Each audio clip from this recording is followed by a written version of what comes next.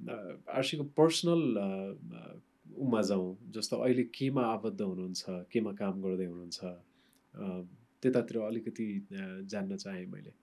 मैले side by side यो जुन हामी अर्गनाइजेसनको कुरा गऱ्यौँ होइन, अर्गनाइजेसनको कुरा गर्दामा इन्टरनल्ली आफ्नो कति कुराहरू देखिन्छ पनि, कति कुराहरू देखिँदैन पनि होइन। देखिने कुराहरू कम्युनिटीमा डिरेक्टली कसैले भिजिबल छ भने देख्ने हो।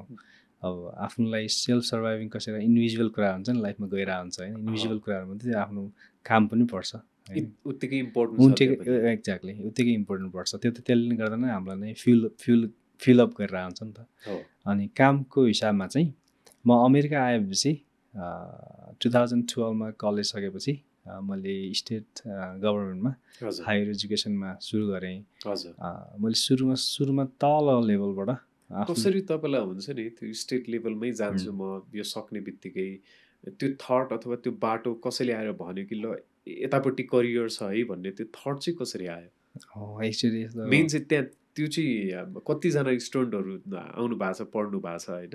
अनि प्रायः म देख्छु अब टेक, इन्जिनियर, डक्टर यो बाहेक जुन अब म्यानेजमेन्ट ब्याकग्राउन्डबाट आउनुहुन्छ, अब म के गर्ने त, अमेरिकामा मेरो गुड इङ्ग्लिस छैन अथवा के छैन भनेर कन्फ्युज हुनुहुन्छ भने त्यो यतापट्टि करियर छ भन्ने त्यो थट कसरी आयो? एन्ड देन लाइक तपाईँको जर्नी त्यो पनि जोड्नुहोस् न। सुरुमा इन्जिनियरिङ मैले नेपालको ब्याकग्राउन्ड इन्जिनियरिङ हो, इन्जिनियरिङ गर्दा गर्दै डाइभर्सिटी भिजामा नेपाल अमेरिका आएँ।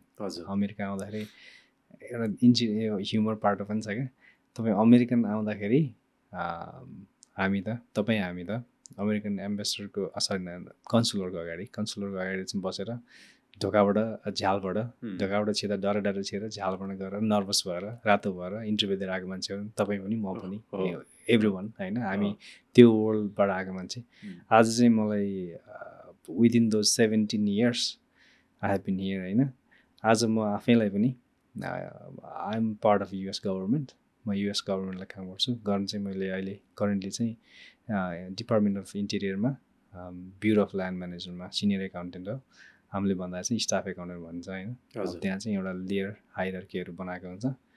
म्याक्सिमम् जान सक्ने भनेको तपाईँ 15सम्म हो होइन। त्यहाँ अब जेनरल स्क्याजुल भन्छ, म जिएस साइडबाट जेनरल स्क्याजुलबाट 15सम्म जान सकिन्छ।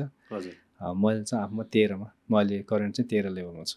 15 पुग्न कति लाग्छ भनिदिनुहोस्? 1 वर्ष, 2 वर्ष, 5 वर्ष कति लाग्छ भनिदिनुहोस्? त्यसको लागि चाहिँ इट डिपेन्ड्स अन यु होइन। अब मैले ब्याक टु स्कुलको कुरा गर्दाखेरि कसरी सुरु गर्नुभयो होइन, यो प्रोफेसन कसरी छिर्नुभयो भन्दाखेरि मैले कुनै दिन भनेको रहेछ एकजना साथीलाई, हामी एकाउन्टिङ गर्दाखेरि इन्जिनियरिङ गरिनँ मैले, प्रिरेक सबै सकाएपछि एकाउन्टिङमा चाहिँ डाइभर्ट भएको होइन। डाइभर्ट भइसकेपछि मैले सक्ने बेलामा चाहिँ मै प्यासन चाहिँ म गभर्मेन्ट एकाउन्टिङ, म नन प्रफिट अथवा गभर्मेन्ट एकाउन्टिङ भनेको होइन। नन प्रफिट भनेको युनाइटेड नेसनतिर जान्छ, गभर्मेन्ट भन्ने चाहिँ अब गयो होइन। अनि त्यसपछि हामी देखिरहेको त्यही त हो नि, हामीले सुरुमा जो देख्यो त्यही नै बन्छु भन्ने हो होइन। कसैले नेपाल आउँदाखेरि युनाइटेड नेसनको गाडी चढेको थियो होला, मलाई युनाइटेड नेसनमा काम गर्नु मन लाग्यो होला। मलाई अमेरिका आउँदाखेरि के अरे युएसएडको पनि गाडी चलाएको थियो होला।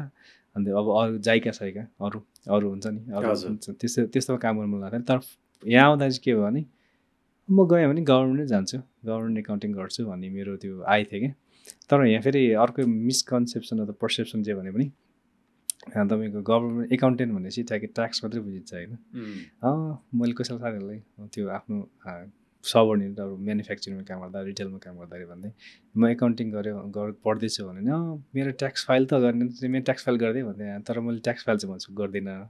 तर कसैले सिक्छ भने, कसैलाई डिफिकल्टी छ भने मैले पैसा नलिकन चाहिँ मैले गरेको छु। मैले पैसा लिएर त मैले गर्न मिल्दैन, म सिपिए पनि होइन, सिपिए होइन। अनि म त्यो इए हो यिनीहरूको आइआरएसको चाहिँ, त्यो पनि होइन। त्यो नभएपछि मैले पैसा लिएर मैले गर्दिनँ। तर कसैले चाहिँ अनि धेरै फ्री रिसोर्सहरू यति धेरै छ नि, त्यो ट्याक्स फाइलिङ गर्नलाई पनि सर्टेन इन्कम छ भने आफै गर्ने अथवा अरू हेल्प गर्ने, त्यसलाई चाहिँ मैले गाइड चाहिँ गरिदिन्छु। तपाईँले यहाँ गर्न सक्नुहुन्छ, हेल्प गरिदिन्छु भन्छु होइन। त्यो चाहिँ डिरेक्सन दिन सक्छु। अनि तर त्यो मेरो फङ्सन चाहिँ ट्याक्स सम्बन्धी होइन, म चाहिँ फाइनेन्सियल रिपोर्टिङ गर्छु होइन। अनि मैले सुरु गर्दा चाहिँ 12 पछि सुरु गर्दा लो लेभल एकाउन्टिङ, लोएस्ट जान सक्नुहुन्छ एकाउन्टिङ क्लर्क हो होइन, बुक किपर एकाउन्टिङ क्लर्क हो। बुक किपिङ हजुर। मैले एकाउन्टिङ टेक्निसियनबाट सुरु गरेको हो होइन। अनि सुरु लो लेभलमा सुरु गर्दाखेरि कलेज सुरु गऱ्यो अनि मैले हरेक वर्ष जस्तो 2013देखि अहिले हेर्नुहुन्छ भने मैले बिचमा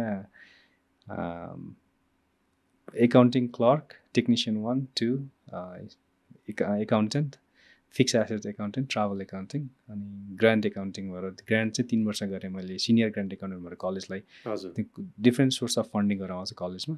त्यही फन्डिङहरू चाहिँ कसरी एकाउन्टिङ गर्ने भन्ने त्यो आफ्नै पार्ट छ फेरि नै फाइनेन्सियल एक्सपेक्टहरू।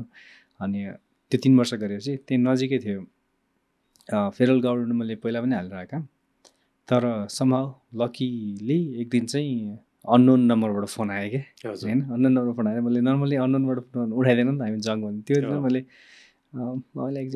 उठाइदिएपछि त्यो मैले जागिरको इन्टरभ्यूको लागि रहेछ क्या।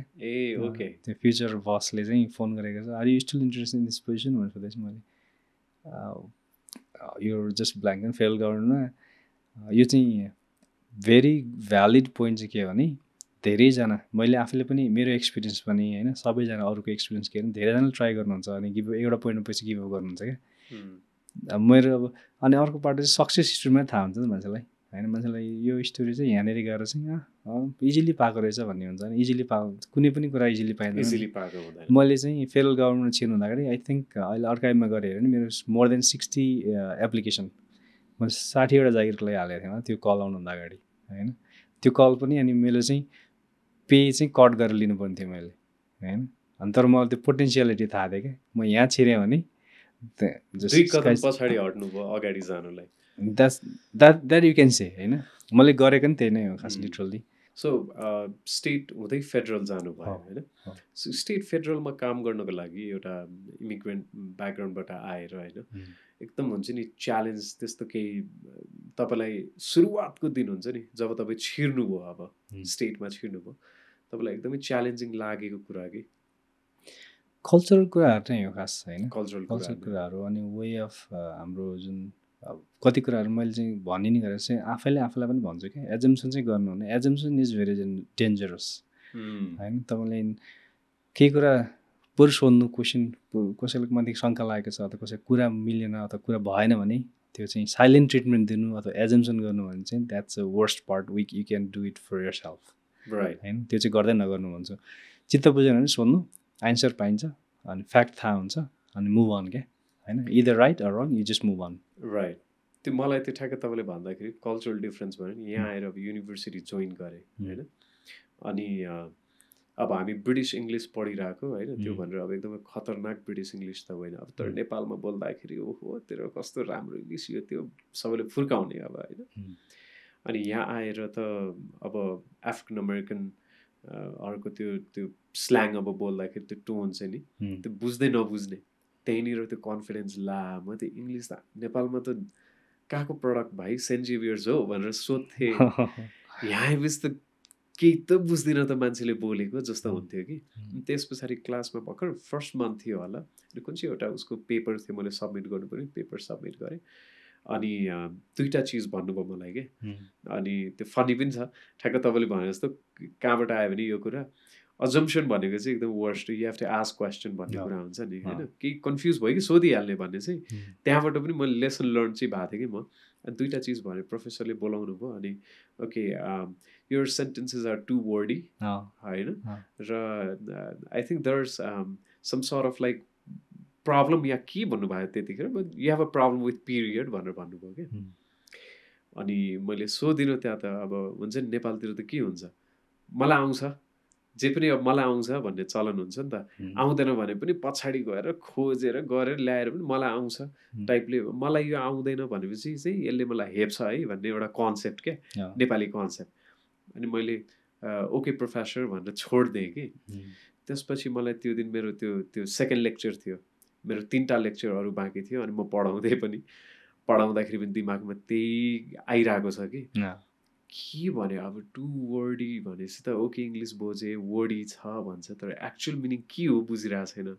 पिरियडसँग प्रब्लम भन्छ, म त केटा हो, म पिरियड थाहा भएको त्यही एउटा कुरा हो होइन। त्यो त के भनेको त यसले, म त कुरै बुझिनँ कि। त्यस पछाडि घर गएँ बेलुकी सबै अब पढाएर सकेर अब खानासाना खाएर सुत्ने बेलामा पनि सोचिरहेको छु। त्यसपछि होइन एकचोटि गुगल गरौँ न भनेर त्यतिखेर अनि पिरियड भनेर हानेको त ब्रिटिस नाउन फुल स्टप भने कि।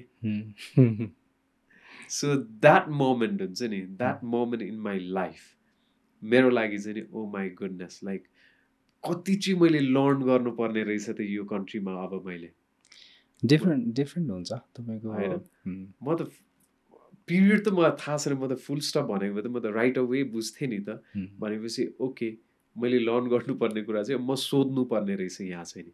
Every step if I am confuse I am not going to waste any time के, म चाहिँ स्ट्रेट क्वेसन सोध्छु भनेर चाहिँ तपाईँले त्यो जुन भन्नुभयो नि त्यो मैले लागु गरेको छु त्यहाँबाट। एन्ड द्याट्स एक्युरेट कि त्यो प्रि अजम्सन राखेर आफूले एउटा प्रिकन्सिभ नोसन राखेर बस्यो भने चाहिँ तपाईँ कहिले चेन्जै हुनु हुँदैन नि। त्यसपछि तपाईँले त्यो रङ चिजै बोकेर हिँड्नुहुन्छ कि। तपाईँको हामीले ल्याङ्ग्वेजको कुरा गऱ्यौँ नि होइन, ल्याङ्ग्वेजको कुरा यसमा पनि एड हुन्छ क्या खास चाहिँ। तपाईँले मल्टिपल ल्याङ्ग्वेज जान्नुभएको छ अनि तपाईँको way of perception, way of thinking चाहिँ मल्टिपल छ होइन। तपाईँले कसैले के भन्यो भने तपाईँले डिफ्रेन्ट तरिकाले सोचिरहनु भएको हुन्छ। कुन चाहिँ म्याच गर्छ, कुन चाहिँ म्याच गर्छ त्यो माइक्रो सेकेन्डमा जान्छ होला त्यो ब्रेनमा होइन। अनि त्यो सोधिहाल्यो भने त सकिगयो त, सकिगयो त्यो हो क्या। हामीले चाहिँ त्यो एउटा काइन्ड अफ हेजिटेन्ट पनि कल्चरली पनि त्यसरी नै सिकाएको, त्यसरी नै ग्रुम भएको नि त हामी, त्यसरी नै ग्रुम भयो त्यही भएर।